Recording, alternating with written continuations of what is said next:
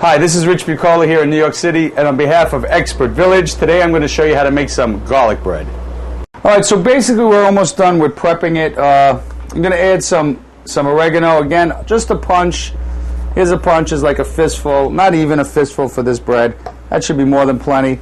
Just lightly go over it, putting it on there. Also, you're going to put some parsley flakes, is nice. Again, a punch. Here's a punch, you see. Again, I crush it. As I'm doing it, I'm actually crushing it. Here's what I do now, a little trick to make it little, to have so it isn't so dry.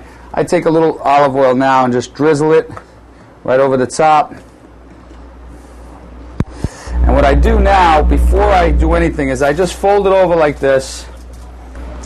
Okay, so after you get your 2 spices of oregano and parsley, fold your bread back like this, put it in some tin foil like this, wrap it up. Wrap it up in your tin foil. Wrap both ends really tight. Get your oven to 350. Put it in a nice preset oven for about 20 minutes, 25 minutes, no more than that. And when you take it out, we're going to put it in the broiler for about 2 minutes. We're going to add some more cheese to give it that brown effect, and we'll show you the finished product.